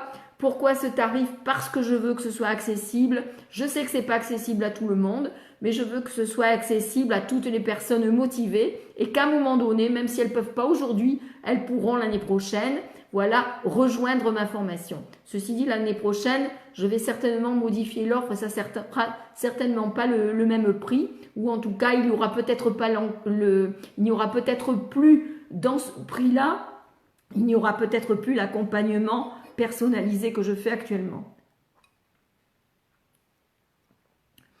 Donc, voilà. Et donc, j'ai fait des facilités de paiement aussi. Allez voir. Allez voir tout ça. Prenez votre temps. Vous avez jusqu'à dimanche 17 à minuit pour rejoindre la formation. Après, je n'en parle plus parce que je me concentre sur mes étudiantes. Là, ça me fait... Je passe du temps à communiquer, etc. Donc, ça me fait... C'est pas du temps perdu, mais ça me déconcentre de ce que je suis en train de mon travail avec mes étudiantes, parce que je suis encore en train de délivrer le module sur l'apprentissage de l'orthographe grammaticale. Donc, il faut que j'en finisse avec ce module-là et vraiment, c'est... Voilà, donc parler du casque, parler de la formation, faire des Facebook Live, etc. Répondre aux messages et tout, vous ne pouvez pas savoir, j'ai vraiment énormément de travail. Mes journées, je travaille toute la journée et je ne fais que ça. Donc, voilà. Donc, si vous voulez rejoindre la formation, là maintenant, jusqu'au 17 novembre, vous pouvez le faire. Sinon, après, ça sera pour l'année prochaine et je ne sais pas quand encore. Voilà, peut-être au mois de mars, je ne sais pas. On verra. En tout cas, là, pour le moment, c'est possible. Il y a 20 places, pas plus de 20. Donc, vous savez, il y a 900 personnes sur la liste d'attente. J'ai envoyé des mails en premier. Hier, j'ai envoyé des mails à toutes les personnes de ma liste. Si vous êtes là, vous avez peut-être d'ailleurs reçu... certaines personnes qui sont là ont sans doute reçu le mail. D'autres ne me connaissaient pas, donc n'ont pas reçu le mail. Voilà. Et donc jusqu'au 17, vous pouvez rejoindre la formation. Mais après, c'est fini. Voilà. Et vous avez la possibilité de payer en plusieurs fois sur 12 mois. Ouais. Allez voir. Alors, est-ce qu'il y a d'autres choses? Plus de détails sur le casque. Ben, le casque Younes, voilà, hein, qu'est-ce que vous voulez savoir? Posez des questions par rapport au casque. Voilà, je parle dans le micro, le son va dans les vibrateurs ici sur l'os des tempes. Il est transmis ainsi 10 fois plus rapidement que si j'avais le casque sur les oreilles. Il va dans ce petit boîtier ici qui comporte un filtre dynamique qui enlève un petit peu des fréquences graves de la voix pour dynamiser les fréquences aiguës, et parce que c'est avec les fréquences aiguës que l'on va dynamiser notre cerveau, et le son est directement transmis au cerveau gauche, donc ça dynamise le cerveau, ça augmente les connexions neuroniques dans l'hémisphère gauche, et n'oubliez pas la dyslexie. Les enfants qui présentent une dyslexie se servent davantage de leur cerveau droit que de leur cerveau gauche. Donc le casque à retour vocal for brain permet de créer des connexions neuroniques dans l'hémisphère gauche, donc de développer l'hémisphère gauche, donc le cerveau analytique, le cerveau du langage, le cerveau de ce qui est l'analyse au niveau les capacités d'analyse en fait du langage. Donc vous voyez, ça permet donc d'améliorer la compréhension et également de pouvoir améliorer l'orthographe. Donc je ferai au mois de décembre, je ferai des lives sur le casque pour en reparler, et je donnerai peut-être même des visioconférences sur le casque, j'en ai déjà donné plusieurs. Vous pouvez aller sur ma chaîne YouTube voir les visioconférences, les enregistrements si vous voulez. Même cas pour mon fils qui est HEP et on l'a fait doubler son CM2. Il est complètement découragé, redoublé pour une dyslexie, c'est terrible. Il faut pas non plus, voilà, Claudie, c'est terrible pour qui? C'est terrible. C'est quelquefois plus terrible pour les parents que pour les enfants. Si vous le prenez bien, ce qu'il faut, c'est que ce redoublement serve à quelque chose. Quelquefois, les redoublements ne servent pas à grand-chose. Donc là, il faut profiter du redoublement pour faire un travail, Claudie. Donc, si vous pouvez faire l'acquisition de rejoindre la formation là maintenant. Mais je crois, oui, mais on s'est eu là, par mail, je me souviens plus ce qu'on a dit.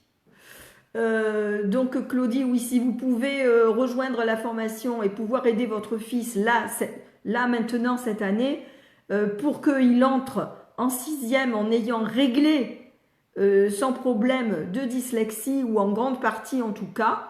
Quand vous dites que c'est le même cas pour lui, je ne sais pas de quoi, qu'est-ce que vous voulez dire que c'est le même cas pour lui? Donc le casque à retour vocal for brain et la formation, eh bien voilà, vous êtes équipés pour l'aider. Et regardez, on est au mois de novembre, eh bien jusqu'à la fin juin, il y a le temps de l'aider à sortir de la dyslexie. Coucou Zéour. Merci, ce sont des bonnes astuces pour nous les mamans. J'aime pas ce mot astuce. J'aime pas le mot astuce parce que pour moi astuce ça veut dire un truc comme ça. Non, c'est pas un mot, c'est pas des astuces, c'est un savoir-faire. C'est un savoir-faire qui repose sur des connaissances. C'est pas des astuces, c'est pas du bricolage, c'est du travail de fond. Donc souvent vous me demandez des trucs et des astuces. Je ne suis pas une magicienne. Ce n'est pas avec des trucs et des astuces qu'on apprend à lire, à écrire à un enfant. C'est avec une connaissance, un savoir-faire. Et ce savoir-faire, je veux vous le transmettre. Et dans ma formation Aimer apprendre à lire et écrire, c'est pas la peine de rejoindre ma formation si vous croyez découvrir des trucs et des astuces et que d'un coup de baguette magique, vous allez pouvoir aider vos enfants comme cela en 5 minutes. Non, il n'y a pas de trucs et il n'y a pas d'astuces. Et d'ailleurs, dans les tours de magie, c'est pareil, hein, il n'y a pas de magie. Hein. Il n'y a pas de trucs et il n'y a pas d'astuces. Il y a simplement un savoir-faire du magicien qui vous donne l'illusion que c'est magique. Mais ça n'est pas magique. Ce sont des trucages. C'est des trucages. Et là, il n'y a ni truc ni astuce dans la pédagogie. Il y a un savoir-faire qui repose sur des connaissances. Et une connaissance de la pédagogie, des difficultés d'apprentissage et de ce qu'est un enfant et de comment évolue un enfant, donc de la psychologie de l'enfant. Et sachez que l'émotionnel empêche le cognitif de pouvoir être efficient. Donc si un enfant est bloqué émotionnellement, comme là le redoublement, Cathy, Mais c'est pas, qu'est-ce que c'est une année? C'est rien du tout une année, mais il faut la mettre à profit, cette année-là. Est-ce qu'il était utile ce redoublement ou pas? Peu importe, peut-être pas. Mais en attendant, c'est fait. Donc, il est en train de redoubler. Eh bien, il faut que ce redoublement serve à quelque chose et serve à sortir de la dyslexie et pouvoir attaquer le collège sur de bonnes bases. Voilà. Et ça ne sert à rien de se lamenter pour dire que c'est dramatique, etc. Ça ne sert à rien, si ça n'est qu'à démotiver l'enfant, qu'à vivre dans l'angoisse, vivre, comment dire ça, voilà, créer des blocages qui vont l'empêcher de se servir de ses capacités d'apprentissage. Quand l'émotionnel envahit l'esprit, eh bien, il bloque la capacité à se servir de notre cerveau cognitif. Comment éveiller le désir de lire chez un dyslexique? Arrêtez de lui dire qu'il est dyslexique, tout simplement. Comment voulez-vous, si on imagine un enfant à qui on dit qu'il est dyslexique et qui va le rester toute sa vie, comment voulez-vous qu'il ait envie de lire? Ça veut dire, mon vieux, toute ta vie, tu vas trimer. Toute ta vie scolaire, tu vas en baver parce que tu es dyslexique. Toute ta vie scolaire, tu vas avoir des problèmes. Croyez-vous que ça donne envie? Non. Alors, arrêtez de dire qu'il est dyslexique. Dites qu'il a une dyslexie si vous voulez. Mais moi, je m'en fiche qu'on appelle ça dyslexie, qu'on appelle ça autrement. Il a des difficultés pour apprendre à lire. Eh bien, on va se débrouiller pour qu'il n'en ait plus. Comment on va faire? Voilà. Eh bien, le désir de lire, lisez-lui des histoires. Lisez-lui pas forcément des histoires, des livres qui l'intéressent. Peut-être qu'il est passionné pour l'aviation, peut-être qu'il est passionné pour l'astrologie, peut-être qu'il est passionné par les animaux, je ne sais quoi. Vous allez à la médiathèque avec lui, vous choisissez des livres avec lui, vous lui lisez les livres vous-même, et ça va lui donner entretenir avec lui le désir en fait des livres, le plaisir de trouver des choses intéressantes dans les livres. Voilà. Et il peut lire aussi sur Internet. Il y a des enfants qui lisent sur Internet et qui connaissent plein de choses. Mon petit-fils, moi, il ne lit pas beaucoup de livres. Pour dire qu'il n'en lit pas, à part les livres qui sont obligatoires. Mais il va sur Internet et il lit sur Internet. On peut se servir d'Internet pour acquérir des connaissances. Et je vous garantis qu'il y a plein de choses qu'il sait que je ne sais pas. Parce qu'il lit sur Internet. Alors, Fatia me dit, je suis une éducatrice de moyenne section et grande section et j'ai eu ma fille dans ces deux classes. Alors, je travaillais avec mes petits d'abord l'apprentissage des lettres pendant les quoi? Où j'en suis là? Pendant les rituels, tous les jours, puis progressivement à chaque lettre apprise, les syllabes. Du coup, arrivé en fin d'année de grande section, une majorité des petits, notamment ma fille, savaient décoder et lire des mots et des phrases simples. Je voudrais savoir si cette méthode est bonne. Écoutez, elle a été bonne pour certains de vos élèves et puis elle a été bonne pour votre fille. Donc, c'est une bonne méthode. Maintenant, quand vous dites vous travaillez les lettres, si vous pouvez travailler d'abord les sons avant de travailler les lettres, c'est encore mieux. Mais en fait, vous travaillez les sons, donc vous partez d'une comptine, etc. Voilà. Et après, si vous avez les alphas, avec les alphas, on part du compte, donc on fait du langage. Et en plus, le langage avec le livre de compte des alphas, c'est un langage qui peut être même assez soutenu. Donc on peut travailler la parole aussi. Donc avec le conte des alphas et les petits personnages des alphas, ça c'est génial avec les enfants de maternelle pour les faire justement pour éveiller la conscience phonémique. J'appelle ça moi éveiller la conscience phonémique. Et c'est ECP, la méthode ECP, éveil de la conscience phonémique. Il faut que l'enfant prenne conscience que la parole est constituée de petites unités de sons que l'on appelle des phonèmes. Et si vous vous servez en maternelle des alphas pour ça, eh bien effectivement, et vous commencez par l'encodage, et après ils vont se mettre à un moment donné à décoder tout seuls tout ce qu'ils voient écrit autour d'eux. À partir du moment où ils se mettent à décoder, à essayer de décoder, ça y est, c'est gagné, ils sont prêts à entrer dans la lecture. Et en maternelle, vous faites juste que les sons simples, vous ne faites pas les sons complexes. Et après, ben ça y est, c'est fait. Ils ont accès au code alphabétique. Et à ce moment-là, ils vont pouvoir suivre l'RCP sans problème. Bravo. Mais voilà, au lieu de partir de la lettre, juste moi, je vous conseille de partir du son. Ananaki me dit « La méthode syllabique n'est pas bénéfique pour tous les enfants parce que ma fille confondait les phonèmes associés aux syllabes et du coup, arrivée au CP, elle a beaucoup souffert avant d'arriver à lire. » Oui, mais encore une fois, tout dépend comment c'est fait. Elle confondait les phonèmes associés aux syllabes. Mais pourquoi est-ce qu'elle confondait les phonèmes? Si on avait commencé à travailler avec les phonèmes, elle n'aurait pas confondu les phonèmes. Est-ce que c'était les phonèmes qu'elle confondait ou est-ce que c'était les lettres? Un phonème, c'est un son. Donc, quel phonème? Non, les phonèmes que l'enfant peut confondre. Par exemple, il peut confondre un f et un v.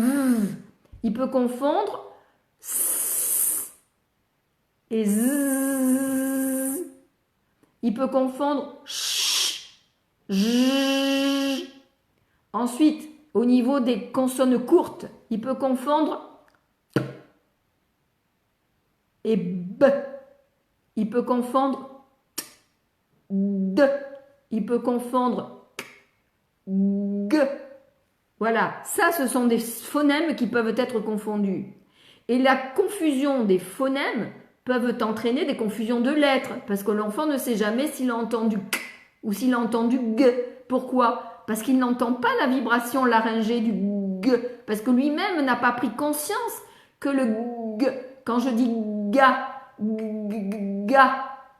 gâteau, g, ça chante dans la gorge avant d'éclater, c'est un son qui éclate, g, g, et l'enfant n'a pas pris conscience, donc il faut lui en faire prendre conscience. On prend sa main, on met sous la gorge et on lui fait sentir la vibration, gâteau, ça éclate, alors que ça chante d'abord, ça éclate après. Donc ça, il y a tout un travail à faire là-dessus pour aider les enfants à discriminer. C'est de la discrimination auditive, discriminer si ça chante ou pas. Et il faut éviter quand même de leur faire travailler justement les sons qui peuvent être confondus. On ne les présente pas en même temps. Donc je montre dans la formation toute la progression qu'il faut suivre. Justement, pas à pas, je vous montre à travers des petites vidéos très simples, à travers un guide PDF que j'ai fait également, je vous montre la progression. On commence donc par les sons voyelles, on commence après par les consonnes longues, les l, m, n, r, ch, s, l, v, z, j, etc. Et on ne présente pas les sons qui peuvent être confondus ensemble.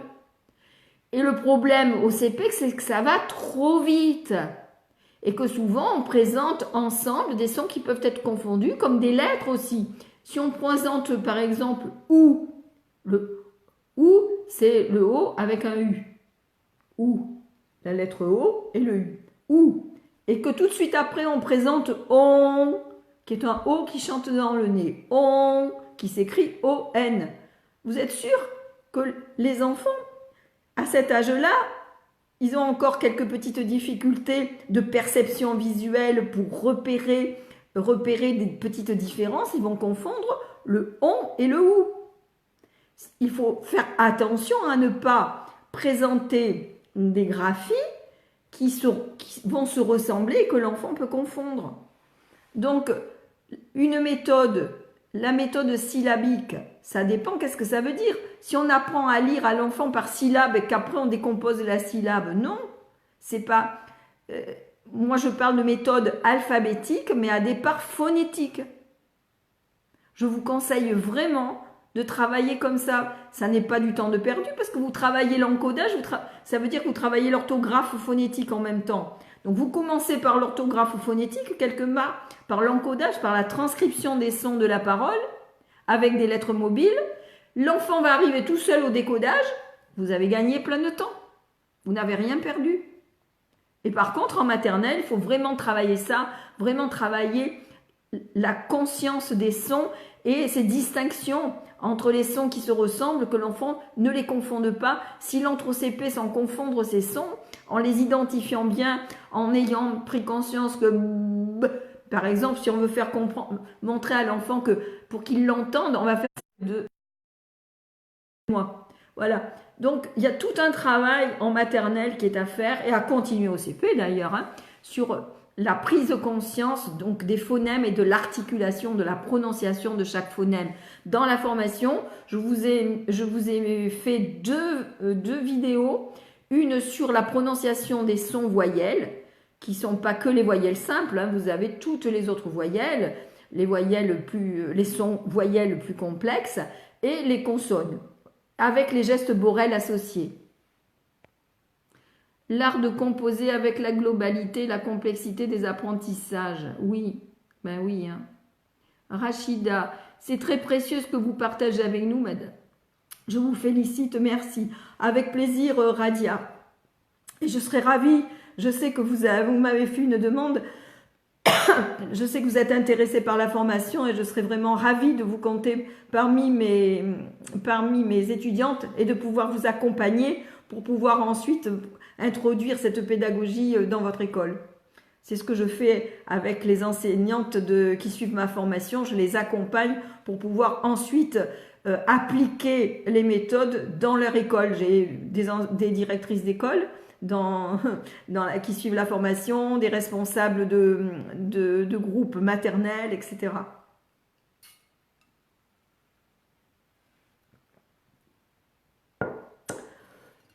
Et on me demande justement d'aller au Maroc former des équipes pédagogiques et je suis même, on vient de me demander d'aller en Égypte aussi dans une école française.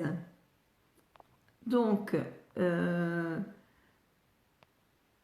très intéressant. Oui, beaucoup. Ah oui, quand je vous avais demandé si ce que je vous avais partagé, ça vous avait intéressé, l'analyse de la phrase là. Alors, qu'est-ce qu'il y a d'autre? On le trouve où le casque Zora? Il est vendu, il se vend que en ligne le casque. Et donc, en passant par mon lien, vous bénéficiez de 10% de remise. Et là, pour Noël, sur le site de Forbrain, il y aura 20% de remise. Et en passant par le lien que je vous donnerai, qui est donc, vous pourrez bénéficier de 10% de plus. Ça voudra dire que vous pourrez l'avoir avec 30% de remise.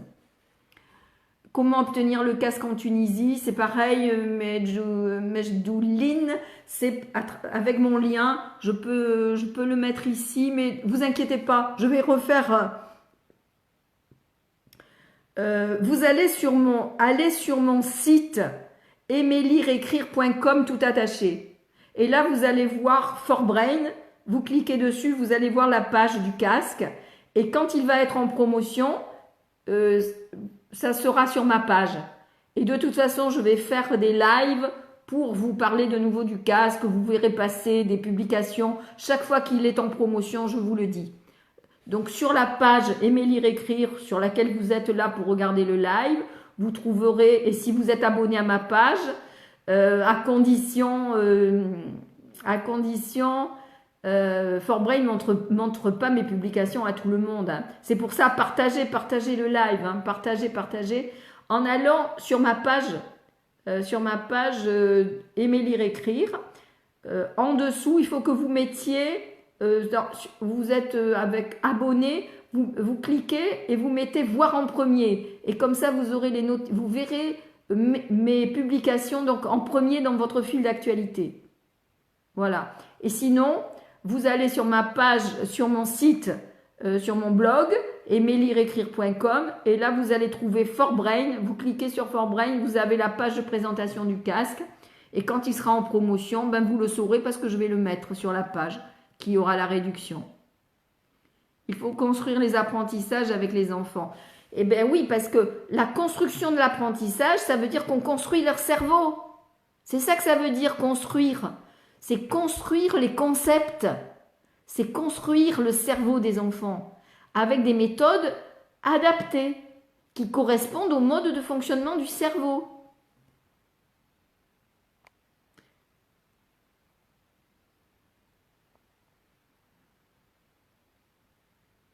Alors, qu'est-ce qu'il y a d'autre? C'est la formation que je cherche actuellement. Intéressant. Zora, vous avez le lien, Zora, au-dessus de la vidéo pour la formation. Donc, voilà, c'est https aimer lire écrire tout attaché .système.io/formation. Je vous l'ai mis au-dessus de la vidéo. Ce casque, vous avez besoin pour votre propre utilisation puisque vous le portez aussi. Mais oui, Claudie, je porte le casque pour enregistrer mes vidéos. Je le porte en live parce que ça me permet d'entendre ma voix confortablement, d'être concentré sur ce que je dis. Donc, ça dynamise mon cerveau, ça me permet d'être focalisé sur ce que je dis tout en répondant aux personnes, aux questions que vous me posez, sans perdre le fil de ce que je vais dire.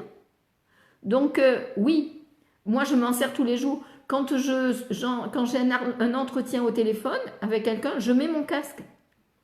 Parce que pendant que je parle, au lieu de me fatiguer, je me sers de ma voix pour dynamiser mon cerveau. Et au lieu d'être fatigué à la fin de la conversation, je suis dynamisée, je peux me mettre à travailler impeccable.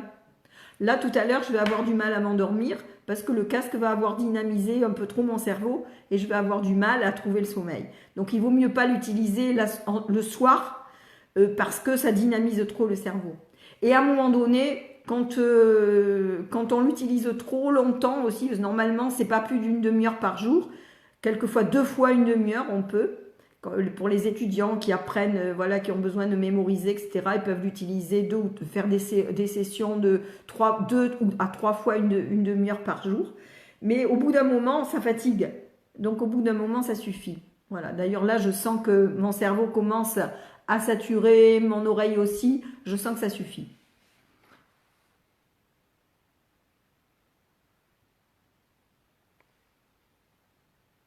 Il y a quelqu'un qui m'a envoyé une bulle, qui m'a envoyé un message.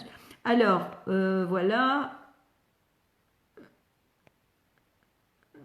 Donc ça, c'est tous les compliments que vous me donnez. Merci.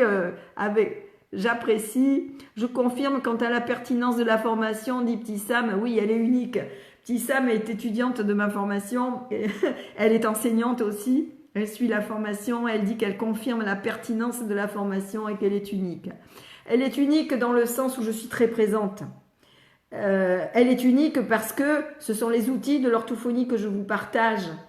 Je vais pas vous dire ce que vous connaissez déjà. Je vais vous apporter des choses que vous n'entendez nulle part ailleurs, sauf quand vous m'écoutez, que vous m'avez là en live, etc. Et que vous regardez mes vidéos, que vous allez sur ma chaîne YouTube, que vous allez sur ma page Facebook, vous allez trouver mes vidéos puisque je laisse les lives depuis juillet 2007 que j'ai ouvert ma page. Vous pouvez retrouver tous mes Facebook Live. Donc vous avez une mine, une pépite là sur ma page. Vous pouvez trouver tout ce dont vous avez besoin. Mais en suivant la formation elle est structurée. Je vous amène de A à Z. J'ai voulu donner en fait le chemin qu'un enfant doit parcourir pour apprendre à lire et à écrire avec succès en partant du début. J'ai imaginé un enfant de 3 ans et demi et je lui fais parcourir tout le chemin jusqu'à la fin du primaire. Donc, et avec des outils que vous ne connaissez pas. Et si les alphas, vous les connaissez, les alphas sont souvent mal utilisés. Par exemple, en CP, ils sont souvent utilisés avec un tampon que l'on met voilà, sur une feuille. En haut, il y a le tampon, mettons, de Madame I, avec l'histoire de Madame I. En dessous, il y a le geste Borel du I, et en dessous, il y a la lettre I. Non, ça veut dire que là, l'alpha, il est utilisé comme moyen de reconnaître une lettre, et non pas comme moyen d'identifier un son. L'enfant ne comprend pas forcément qu'il représente un son du langage. L'enfant doit d'abord avoir conscience des sons qui composent la parole, être capable de les discriminer, c'est-à-dire de faire des différences, de reconnaître les différences fines qu'il peut y avoir entre les sons, et ensuite être capable d'associer à ce son une graphie ou un ensemble de graphies quand il y a deux graphies comme ou, en, un, etc. Voilà. Coucou Khadija. Après, Khadija me dit, j'ai une élève au CE2 qui a déjà 10 ans, 2 niveaux en retard et elle ne déchiffre pas et ne mémorise pas. Quoi faire avec elle? Et oui. Donc, est-elle suivie en orthophonie? Parce que vous, dans votre classe, vous avez tous vos autres élèves. Donc, ça faisait partie du souci, justement, donc, de plusieurs enseignants qui me disaient comment faire. Dans ma classe, j'ai 42 élèves. Là, c'était par rapport à un enfant autiste qu'on me posait la question. Je crois que je vais refaire un live demain pour continuer et demain on pourra parler d'orthographe grammaticale si vous voulez. Et je continuerai j'ai pas répondu à toutes les questions qui m'ont été posées. Vous étiez nombreux ce soir, donc je referai un live demain soir. Donc cette petite Khadija, bien il faut reprendre à la base. Il faut faire ce que je viens de vous dire là. Il faut travailler l'encodage. Et il faut travailler la discrimination phonétique, l'identification des phonèmes et la discrimination des phonèmes. Et qu'elle puisse comprendre le code. Elle n'a pas compris le code, puisqu'elle ne déchiffre pas, elle ne décode pas. Donc, elle n'a pas compris le code alphabétique. Elle n'a pas compris qu'à un son du langage correspond une graphie. Est-elle suivie en orthophonie, Khadija ?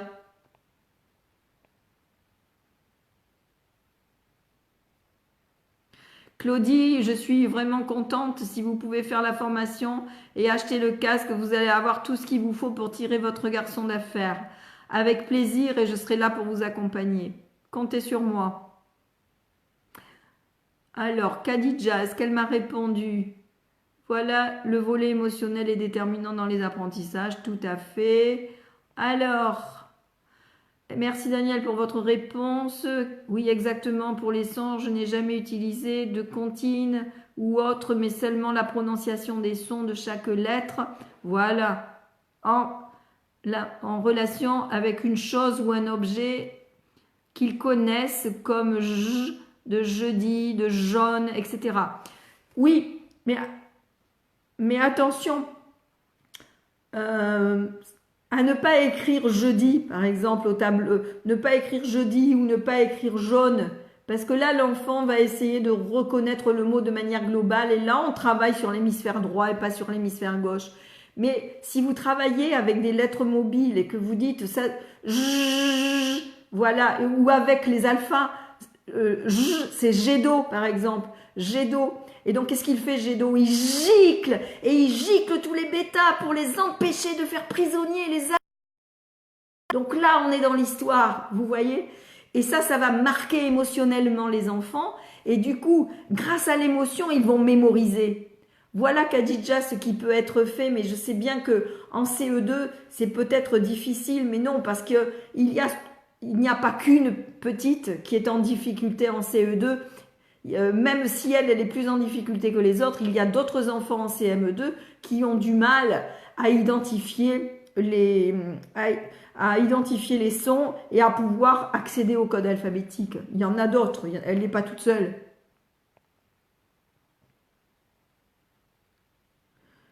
Merci pour votre générosité. Sachez bien que nous serons très ravis de vous accueillir chez nous au Maroc. Oui, merci. Je sais que je suis attendue avec grande impatience. Je sais. Khadija, je ne sais pas. Je vais voir avec ses parents. Ah oui, savoir si elle est suivie en orthophonie ou pas. Oui, ça serait bien qu'il y ait une aide parce que vous, je sais bien que pour vous, c'est pas facile dans la classe, vous avez les autres enfants. Mais Khadija, vous pouvez quand même créer des petits ateliers comme cela et avec des enfants de CE2, vous pouvez travailler avec les alphas parce qu'il y a des petites histoires même pour les graphies complexes avec les alphas. Donc vous pouvez faire un atelier d'alpha dans votre classe de CE2, c'est possible, ou en tout cas un atelier de lettres mobiles et d'associer le geste Borel. Et ça va l'aider à démarrer au niveau de la lecture. Voilà. Donc vous savez quoi les amis? Je crois que pour ce soir, moi je sens que je commence à être fatiguée, il est 23 heures. Donc je crois que pour ce soir on va arrêter là et je vous dis à demain soir, on continue. Si ça vous dit, moi de toute façon je serai là. Pour demain soir, on continue avec, je répondrai aux questions auxquelles je n'ai pas pu répondre. Voilà. Je répondrai aux questions demain soir et puis on continue. Vous aurez aussi d'autres questions. Et demain, on parlera aussi d'orthographe grammaticale si vous voulez. Et on continuera avec la lecture. Ça va ensemble. Hein. L'orthographe, il y a le niveau alphabétique, le niveau lexical, hein, l'orthographe lexicale comme je vous ai expliqué, et l'orthographe grammaticale. Voilà. Donc on continue demain si vous voulez. Vous êtes d'accord pour continuer demain ?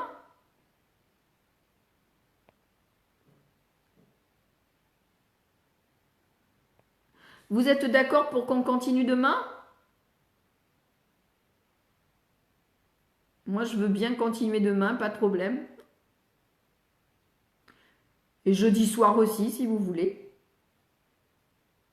Bonne soirée à tous.